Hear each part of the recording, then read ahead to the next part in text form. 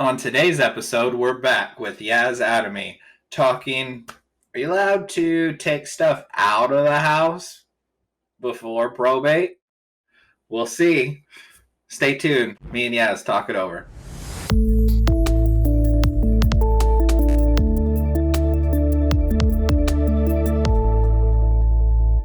Can you empty a house before probate? All right, so can you empty a house before probate? Well, it's part of the probate process. I wouldn't say that you should do anything until the probate has started. Like, let's say your parent dies, don't go in there and just start selling stuff or taking stuff. You're gonna make your siblings pretty angry, and that's just not the right way to start things, right? Yeah. But once probate has started, yeah, one of the first things that we do, if there are a lot of personal property, well, we look to see what the will says if there's a will, and we follow whatever it says on who should get what. In Florida, there's another document that can be used that doesn't even need to go through probate. It's called a memorandum of separate writing. And that is used for tangible property like watches, hurricane lamps, stuff like that. Hurricane lamps, huh? Yep, hurricane lamp. There's a story about the hurricane lamp. There always is a story about something. Isn't there? Right. But what you can't use the memorandum of separate writing for is anything that has title. So like if they're a vehicle, you cannot use the separate writing to give someone your vehicle. That would have to go in a will or some other estate planning document. But anyway, we're gonna not talk. You can get me started talking about estate planning, and then we'll go on a complete bunny trail into estate planning world, and we need to stick into the world of probate for now.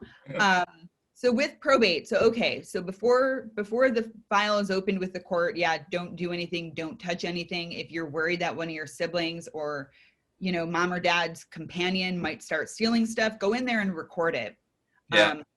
Go in there with a video and actually record what is in there. Take an inventory of the personal possessions.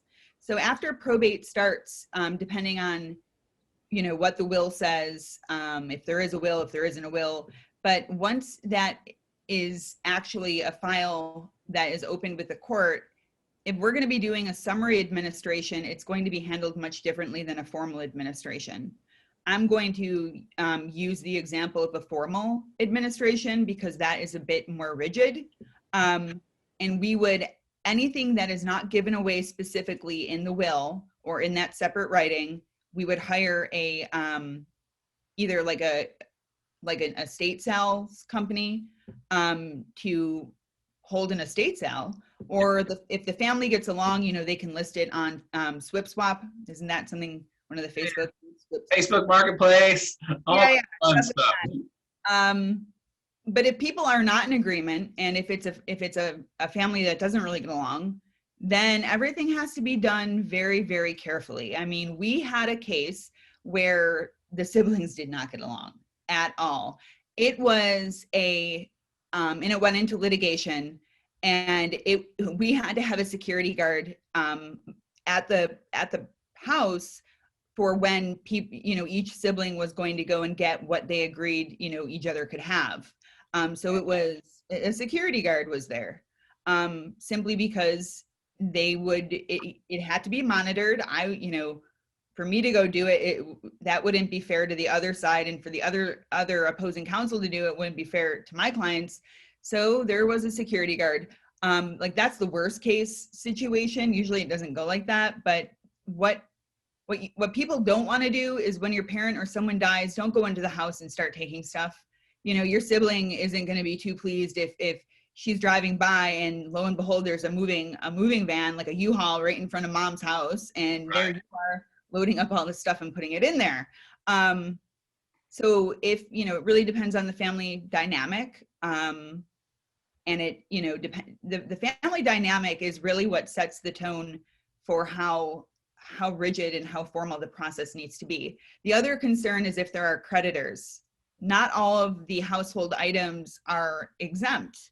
So if there are creditors and they're serious creditors, I mean, every creditor is serious, but they have different priority levels pursuant to what the Florida probate code says. Yeah.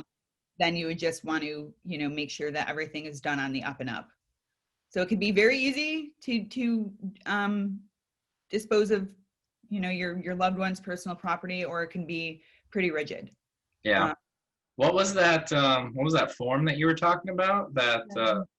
Memorandum of separate writing. Yeah, that one. Memorandum of separate writing. It's a Florida document. And the reason why I say it's a Florida document is Florida has their own way of doing things. And this is a great example of that. So whenever we do an estate plan for someone, whether it's a trust or a will, the one document we include, and it usually isn't filled out by anyone at that point in time, it's a document that says it's memorandum of separate writing and a bunch of lines. And whenever our client wants, they can fill out those lines of who gets what. John Travolta can have my Rolex, Jodie Foster can have my hurricane lamp, Barney Rubble can have my scooter. Right.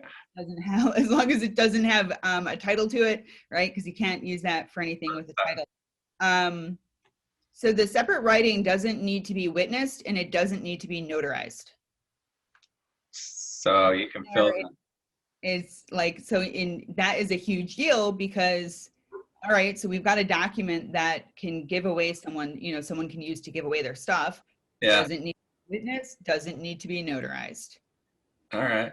Other states don't like that, and that's why they don't allow it. Florida does allow it. What I tell people is make sure you always date it, because if you die and they find two of those documents in your sock drawer and they're not dated, no one's going to know which one is the latest one. Right. Right. So there's litigation over these separate writings. They're definitely, I mean, it's one of those areas that is a bit loosey-goosey. Okay. But that's how Florida allows it. All right. And here's where things do get complicated. Let's say there's a separate writing that gives your grandfather clock to one person, to your niece Sally, and then the will says that the grandfather clock goes to your nephew Sam. Who gets it?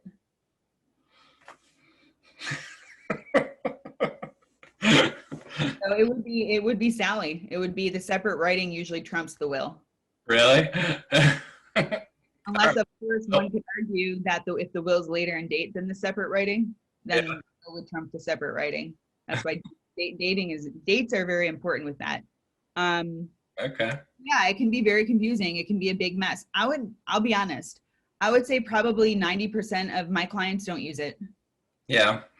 Mm-mm. Just because it can be messy. Yeah. Okay. So to bring that back, basically it's recommended not to start removing stuff from the property until the probate is complete, or it just started? So if it's a formal administration, someone will be appointed as the personal representative. They have the authority, because they get a document called letters of administration. They have the authority to start marshaling the assets of the estate. So that means handling the stuff inside the house. Okay. If it's not a formal administration, there is no personal representative. There are no letters of administration, and that's where it's a gray area. If it's a family that does not get along, it can get very messy, because who has the authority to handle that? Not really. I mean, and that's why you would go formal if the family doesn't get along. Yeah, if the family doesn't get along and they can't see eye to eye on what happens to the stuff in the house, then off to formal administration, probate land we go. It usually doesn't happen this way, I will be honest. Most of the time when somebody passes away, everybody is relatively in agreement on who gets what. If there's a trust we're dealing with, the way that I draft my trusts is if there is a disagreement, it actually states the order of selection, and that if somebody can't agree on who gets, the hope chest, then it's going to be sold. But that, we wouldn't even be dealing with probate if there was a trust involved. Right. Usually it's not, the one thing that I will say is when somebody passes away, emotions are running very high. People are not, when you're grieving, you're usually not very logical or rational. Yeah. That's why I always say it's not, don't be quick to act in doing something that may come off the wrong way. So even if you get along with your siblings or in your family, and then you go and decide to do everyone a favor by removing mom's stuff from the house, it may not seem that way to your siblings. Yeah. So usually, what we would do is have a meeting at my office in the conference room, and discuss these things. Whether it's before probate or during probate, as long as everybody is on the same page, it's usually smooth. It's when somebody does something that the other, that is unexpected or seems awfully soon. Because you can imagine, oh my gosh, mom hasn't even been gone for 3 days, and my sister is already has a U-Haul pulled up and is taking all this stuff out. Right. That could really rub somebody the wrong way. Yeah. And once that happens, it's very difficult to repair the situation. Yeah. Okay. So that makes it pretty much easy. But we could take stuff out, just making sure everybody's on the same page. Sure, everybody's on the same page, and be honest about it. Yeah. With some families, it's like, okay, so there was a collection of gold coins. And we're like, okay, so the will says so-and-so gets the gold coins. Where are these gold coins? I don't have the gold coins. I don't have the gold coins. 3 weeks later, I get a phone call. Yes, I'm the one who has the gold coins. I took them out of the house because I didn't want my brother to steal them. All right, why didn't you just say that you have them for safekeeping and be honest about it? And you know what I mean? It's just yeah. Jeez. All right. Well, that leads me into my next one. You said personal representative. Is that the same thing as an executor, or So Florida calls an executor a personal representative. So an executor in other states is when there's a will, and that is the person who's been appointed to handle the administration of the estate and carrying out the terms of the will. It's called an executor. If it's a woman, it's an executrix. If there is no will in other states, it's called an administrator or an administratrix. In Florida, it's a personal representative. Male, female, whatever, will, no will, you're a personal representative if there's a formal proceeding. In a summary proceeding, though, there is no personal representative. Nobody's ever appointed as the fiduciary for that estate. Okay. So if we do have the formal and we do have a personal representative, can they sell the property to themselves, the personal representative? So usually and let's just think of, it depends on what the underlying estate planning documents say. So in the case that there's a will, it'll state what is to happen with that property. If the will, and we'll, just by way of an example, if the will says that my personal representative is to sell all of my remaining tangible personal property, yeah, they can sell it to themselves, but they have to do it for fair market value. And in that case, unless the family is all in agreement, we would actually want it to be appraised. Okay. So, but every now and again, we get a family where they decide something else.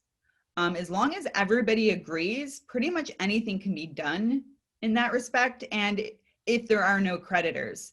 So imagine the family agrees that the one son is supposed to get, trying to think of something expensive, the sapphire cufflinks, right? The one son is, and he's going to pay, even though it's worth $5,000, he's going to pay his siblings, a total amount of $500.